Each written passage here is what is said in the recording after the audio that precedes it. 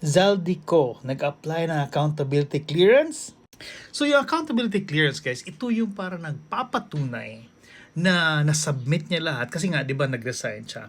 Wala siyang tawag na to na kailangang sagutin in terms of financial, yung mga pera related sa work niya, properties, work-related mga obligations sa mga former employees niya, employer and everything. So parang to make the story short, parang clear siya sa lahat.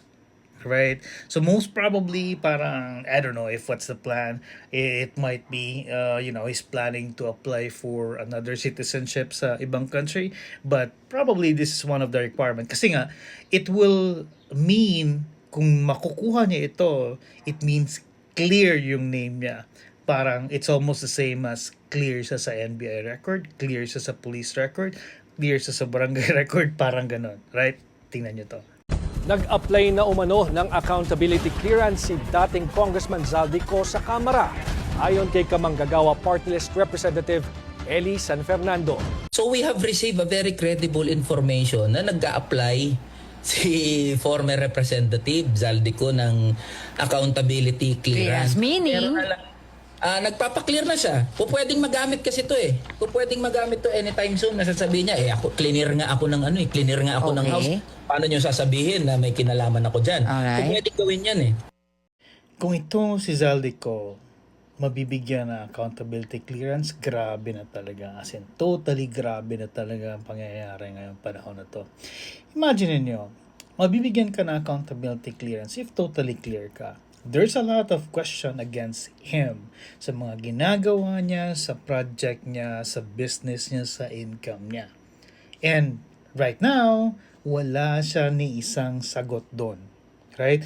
Paano mo bibigyan? Sabi nga, accountability clearance meaning wala nang i-question sa kanya, na answer niya lahat. Iniisang sagot, wala siyang mabigay. Kahit nga yung sagot na nasan siya, wala. Right?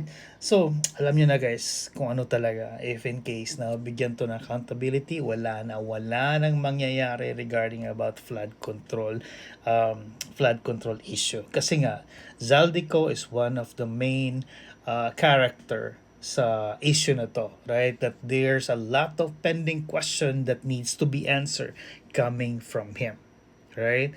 And sabi ko nga, there's a lot there's something planned or whatever happened, but there's always a purpose kung bakit siya kukuha ng accountability clearance, right?